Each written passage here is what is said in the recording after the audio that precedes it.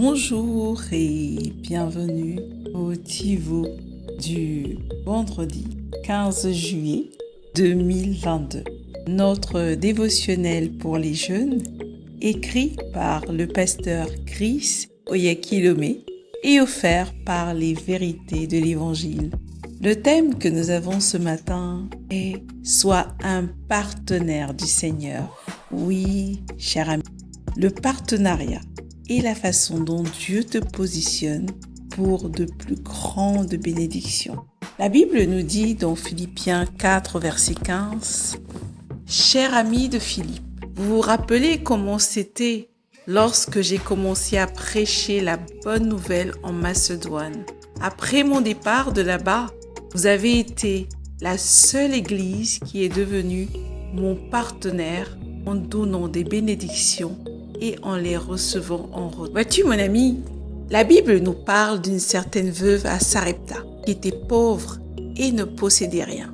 Pourtant, le Seigneur lui a ordonné de prendre soin du prophète Élie pendant la période de famine. Avant de la rencontrer, Élie était nourri de façon surnaturelle par des corbeaux qui lui apportaient régulièrement de la nourriture et il buvait aussi à un ruisseau.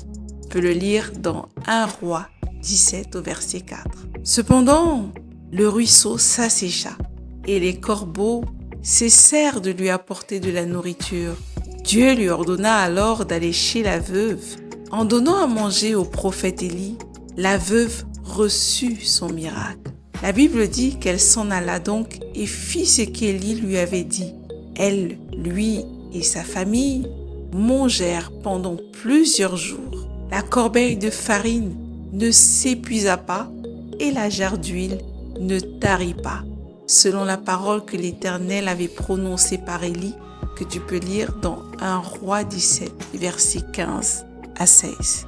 Comprends, cher ami, que chaque occasion que tu as de donner à Dieu est en réalité sa façon de te préparer à de plus grandes bénédictions.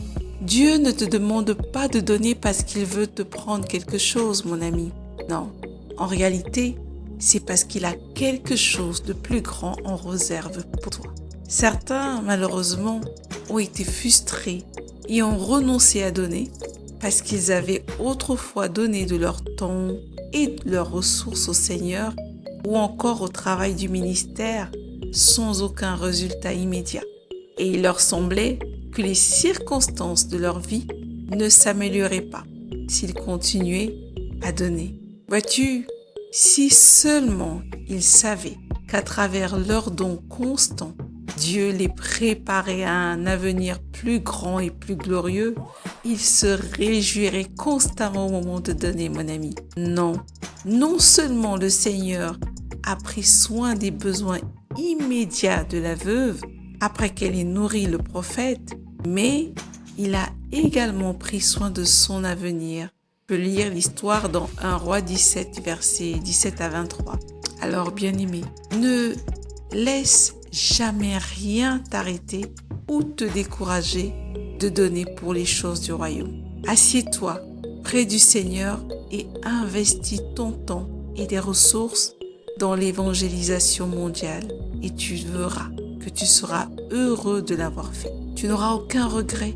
En réalité, mon ami, ce que le pasteur veut nous faire comprendre encore ce matin, c'est que la manière de recevoir de Dieu, ça passe par une semence. Comprends que dans le processus de la création, Dieu a tout créé au travers des semences. Et également, lorsque nous voulons recevoir quelque chose de lui, nous devons d'abord semer. Considère à chaque fois que tu donnes que le don que tu apportes et ton offrande, en réalité, constitue une semence. Et vois-tu, imagine lorsque tu sèmes un pépin ou un grain de maïs, ce que tu récoltes est toujours au-delà de ce que tu as semé. Notre Dieu, bien-aimé, est un Dieu de multiplication. Lorsque tu as compris le principe de la semence et de l'offrande, et lorsque tu comprends combien ton partenariat avec Dieu est important, non seulement pour le royaume, mais également pour ta propre vie, tu n'hésiteras jamais plus à être celui-là qui participe au travers de ses dons, aussi bien financiers que physiques, ou dans ton temps que tu offres pour l'évangile. Je t'invite à en apprendre un peu plus en méditant dans 2 Corinthiens 8 au verset 23, mais également dans Philippiens 1 au verset 17. Mais avant, mon ami, je veux t'inviter à prier avec cher Père. Merci pour la merveilleuse opportunité que j'ai de m'associer à toi en donnant mon temps et mes ressources pour la diffusion de ton œuvre dans le monde entier. Au nom puissant de Jésus. Amen. Bien-aimé, si tu n'es pas encore investi dans un partenariat quelconque au travers de ton Église et impliqué dans l'évangélisation, ce qui est si cher au cœur de notre Seigneur, je t'invite à le faire rapidement.